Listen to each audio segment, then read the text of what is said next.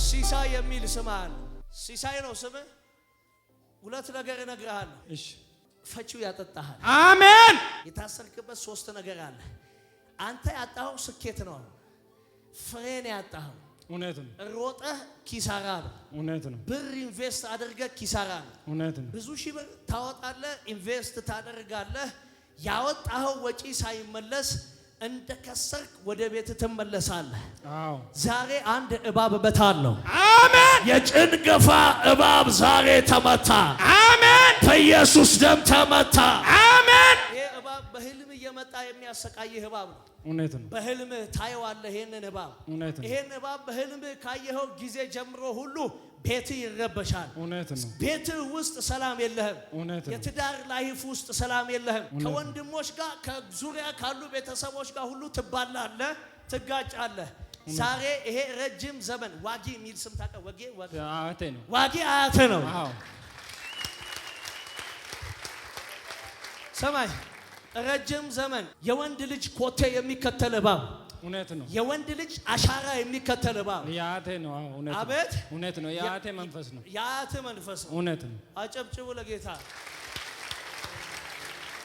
የወንድ ልጅ ኮቴን የሚከተለው ስፒሪቱ ሲወለድ ከውልደት ጀምሮ የወንድ ልጅ አሻራ ይከተላል። የወንድ ልጅ ኮቴ ይከተላል። ከዛ የተነሳ ቤተሰባችሁ ውስጥ አንድ የማትወዱት ኬዝ አለና በጆሮ ልንገር። ስትምር ብዙ ስትወድ ብዙ ደግነት አበዛዙ መልካምነት ለኔ ያልቆጥብከው እያንዳንዱን ነገር አብዝተህ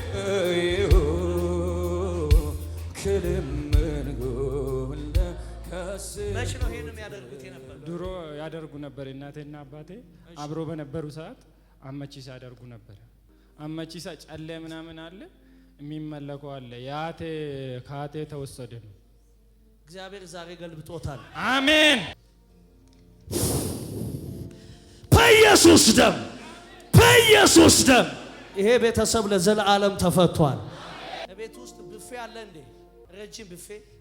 አዎ። መስታወት የነበረበት ቦታ አለ። ብፌ። አዎ። ቡኒ ብፌ ነው። አዎ።